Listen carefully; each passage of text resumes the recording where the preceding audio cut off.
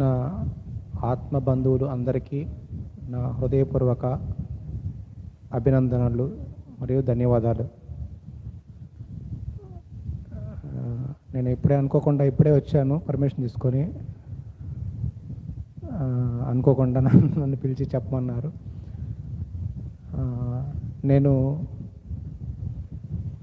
మాది నెల్లూరే. చిన్నప్పటి నుంచి నేను నెల్లూరులోనే ఉన్నాను.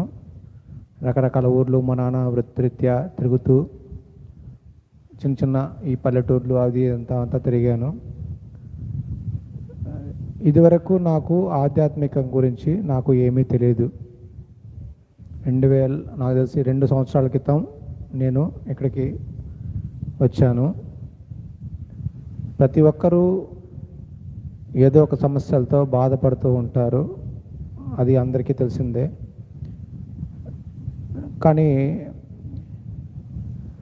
అది అంటారు కదా, గురువే తను మన దగ్గరికి పిలిపించుకుంటారు అనేది, అది ఎంత వాస్తవం అనేది ఇది నా విషయంలో నాకు తెలుస్తుంది. ఇక్కడికి రాకముందు నాకు భక్తి ఎక్కువగా ఉండేది. అంటే మరీ విపరీతమైన భక్తి ఏం కాదు. గుళ్ళకు ఎక్కువగా వెళ్ళడము, పూజలు ఇట్లాంటివి చేయడము, అదంతా బాగా ఎక్కువ చేస్తూ ఇట్లా ఉండేవాడిని. ఒకానొక పీరియడ్లో ప్రతిరోజు గుడికి వెళ్ళడము, అక్కడ చేసుకోవడము, అట్లా ఉండడము, అలాంటివి ఎక్కువైపోయాయి.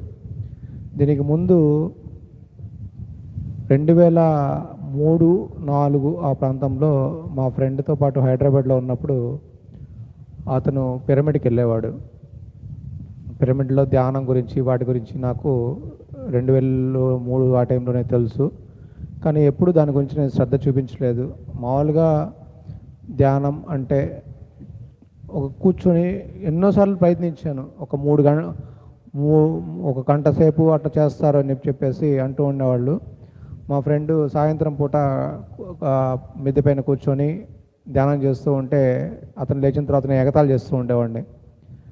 ఎరా ధ్యానం అని చెప్పేసి ప్రశాంతంగా నిద్రపోతున్నావా అని. అంటే నాకు అసలు పూర్తి అవగాహన, అసలు ఏమీ ధ్యానం అంటే ఏంటో కూడా నాకు తెలియదు. సరే నేను ప్రయత్నిద్దామని చెప్పేసి కూర్చునేవాడిని. కరెక్ట్గా 5 నిమిషాలు అయ్యేసరికి ఎన్నో గంటలు అయిపోయిందేమో అని చెప్పేసి చూసుకుంటే టైము 5 నిమిషాలు. ఆ 5 నిమిషాలకి ఎంతో ఆపసోపాలు పడిపోయి చాలా కష్టంగా. సౌండ్ వస్తుందా? 5 నిమిషాల ప్రాంతంలోనే నాకు చాలా కష్టంగా, అంటే అప్పటికే బాడీ పెయిన్స్, చాలా ఇబ్బంది అనిపించేది, చాలా ఎక్కువగా ఉండేది. ఇంతసేపు చేసేసాను నేను అని చెప్పేసి తీరా చేసి వాచ్ కానీ చూసుకుంటే అక్కడ 5 నిమిషాలు అయి ఉంటుంది. సో అంటే 5 నిమిషాలు కూడా ఏకాగ్రత పెట్టలేని ఒక స్థాయి నుంచి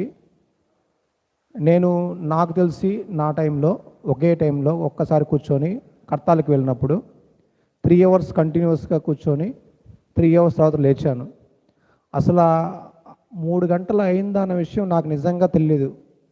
అప్పుడు కూడా ఎవరో తడితే లేపాను తప్ప నేను లేలేదు. అది నాకు నిజంగా మంచి అనుభవం అనిపించింది. కానీ ఇక్కడ మాత్రం మామూలుగా ఉన్నప్పుడు 1.5 గంట అట్లా మ్యాక్సిమం నేను చేస్తూ ఉంటున్నాను. అంటే అంతసేపు కూర్చునే స్థాయి కూడా నాకు వచ్చింది.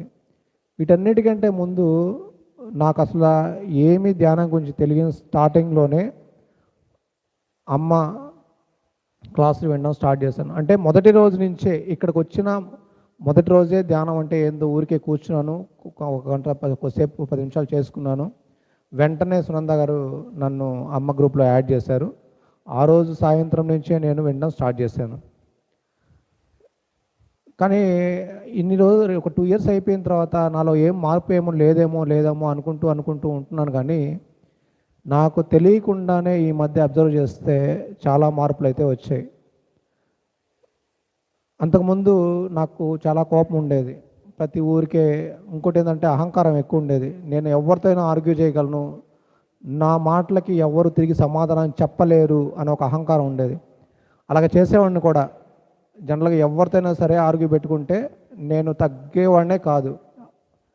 ఇప్పుడు ఏంటంటే అసలు ఆర్గ్యూ చేయాల్సిన అవసరం ఏముంది, నాకెందుకు అనే ఒక స్థాయికి నేను వచ్చేసాను. అట్లని చెప్పేసి చేయకూడదు అని కాదు, నాకు అసలు వాటి మీద ఇంట్రెస్ట్ లేదు. నాకు అవసరం ఉంది, నేను ఎదగాలి, కానీ నాలో అహంకారాన్ని ఎదిగించుకోవడం వల్ల మనకు ఎలాంటి ఉపయోగం ఉండదు. అలాగా ప్రతిరోజు నా ధ్యానం నేను చేసుకుంటున్నాను. అనవసర విషయాలకు జోలికి పోకుండా ప్రశాంతంగా ఉంటూ నాకు నచ్చిన పనులు చేసుకుంటూ ఆనందంగా ఉంటున్నాను. నిన్న ఒక చిన్న ఫీలింగ్ నాకు ఏంటంటే, ఆఫీస్ నుంచి ఇంటికి వెళ్తూ ఉన్నాను. బండిలో వెళ్తూ ఉన్నప్పుడు ఆ శ్మశానం వస్తుంది అనమాట మా ఇంటి దగ్గర.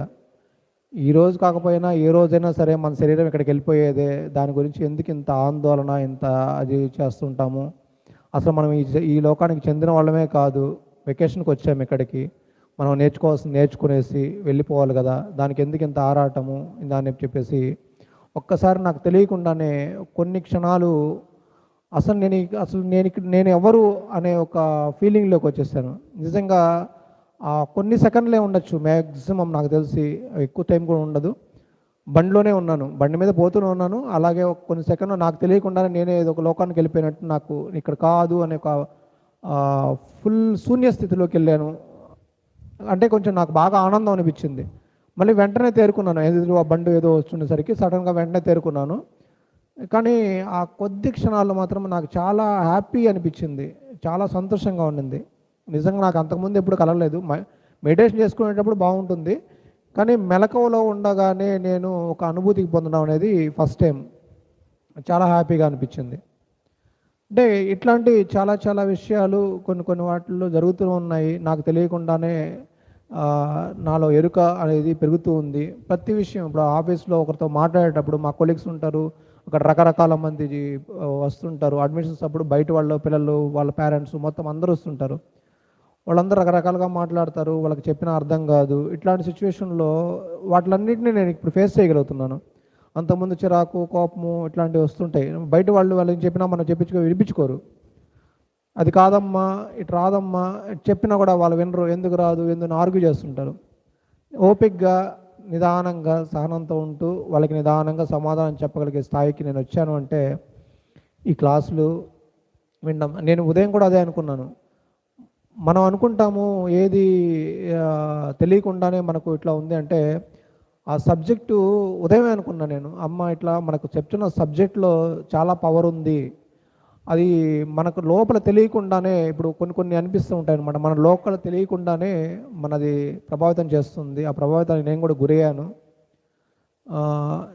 ఈ విధంగా అదే చాలాసేపు మనకు తెలియకుండానే ఒక అనుభూతికి లోనవుతుంటాం అనమాట. అది ఖచ్చితంగా మన మీద, ఆ సబ్జెక్ట్ ప్రభావం అనేది ఖచ్చితంగా మన మీద ఉంది. ఒక 2 సంవత్సరాలనే ఇంత జరిగింది అంటే మన ధ్యాస. ఇంకోటి అనుకున్నాను ఉదయాన్నే, ఎవరు మనకి వచ్చినప్పుడు మనం మోహన్ సార్ అడిగినప్పుడు కానీ, ఇట్లా వాళ్ళు అడిగినప్పుడు కానీ సమాధానం చెప్పలేకపోతూ ఉంటాం.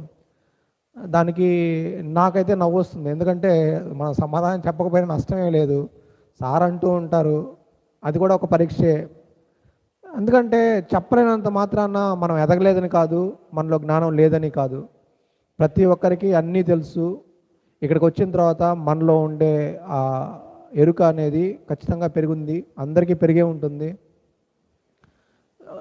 కాకపోతే మనం ఏంటంటే మన ఈ మాయ, ఈ శరీరము అనే ఇంకా భ్రమలోనే ఇంకా ఉన్నాం కాబట్టి దానిలోంచి బయటికి రాకుండా, చెప్తే ఏమనుకుంటారో ఏమో అని ఒక చిన్న అభిప్రాయాల వల్ల మనము బయటికి నోరు తెచ్చి చెప్పలేకపోతే వాళ్ళు చాలామంది ఉన్నారు, చెప్పేవాళ్ళు చాలామంది ఉన్నారు.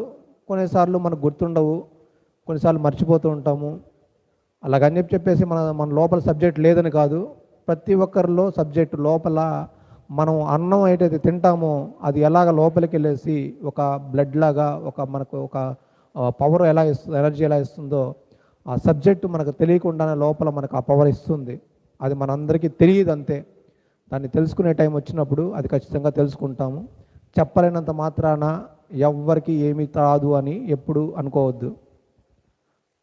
అలాగే ఇంకోటి అనుకున్నాను చెప్పాలని మర్చిపోయాను. ఇలాగ మతి ఎక్కువ అవుతుంది. ఒక్కసారి వెంటనే అప్పుడే వాష్రూమ్కి వెళ్ళేసి లైట్ ఆపేసి బయటకు వస్తాను. మళ్ళీ నేను ఆపానా లేదా అని మళ్ళీ వెనక్కి తిరిగి చూసుకుంటాను అనమాట. చూసుకుని వెంటనే మళ్ళీ వస్తుంది. సో అట్లా అవనేది మన బాడీకి వచ్చే మతిమరుపులు. అవన్నిటిని పట్టించుకోవద్దు. అవి కామన్గా అందరికీ వస్తూ ఉంటాయి, పోతూ ఉంటాయి. అది పెద్ద విషయం ఏం కాదు.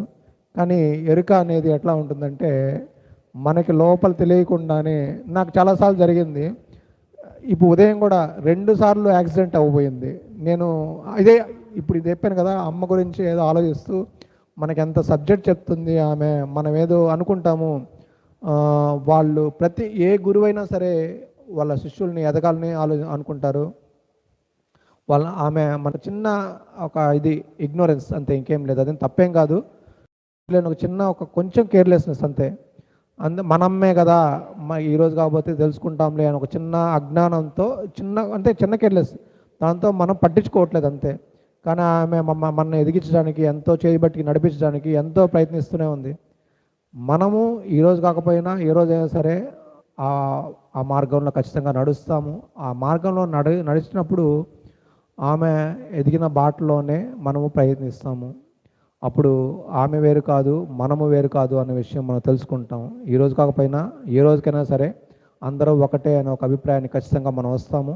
ఆ తెలుసుకునే రోజు ఖచ్చితంగా వస్తుంది. నేను ఒక బుక్ చదివినప్పుడు ఏమవుతుందంటే, ఈరోజు నీకు అవకాశం వచ్చింది, ప్రయత్నించావు, కుదరలేదు అన్నంత మాత్రం నువ్వు బాధపడాల్సిన అవసరం లేదు. నీకు మళ్ళీ ఇంకో ఛాన్స్ ఉంది. ఈ రోజుతో అయిపోయింది, మళ్ళీ రేపు ఉదయాన్నే మళ్ళీ తిరిగి ప్రయత్నించు, నష్టపోయేది ఏం లేదు. ఇంకా మనకు జీవితం చాలా ఉంది. ఈ జీవితంలో ఉన్న ప్రతి శ్వాస, చివరి శ్వాస వరకు మన ప్రయత్నం సాగిస్తూనే ఉంటే ఈ జన్మలో కాకపోయినా వచ్చే జన్మలో అయినా సరే మనకు కావాల్సింది మనకు దక్కుతుంది. కాకపోతే మనకు ఆశ ఉండాలి. ఆశ దేని మీద ఉండాలంటే డబ్బు మీద, వ్యామోహం వీటి మీద కాదు, మన ఎదుగుదల మీద. మనము ఎందుకు వచ్చాము, ఏం నేర్చుకోవడానికి వచ్చాము, ఏం సాధించడానికి వచ్చాము, దాని మీద మన ఆశ ఉండాలి. మనం ఎదగడానికి మన ఆశ ఉండాలి. అంతేగాని ఈ ప్రాపంచికంలో కళ్ళు మూసుకొని కనిపించేవన్నీ ప్రాపంచికాలు, వాటి మీద కాదు మనకు ఉండాల్సిన ఆశ. క్షణకాల మీద కాదు మనకు ఉండాల్సిన ఆశ. నిత్యం ఎప్పటికీ ఉంటుందో సత్యం, ఆ సత్యాన్వేషణ మనం కొనసాగించాలని అనుకుంటున్నాం.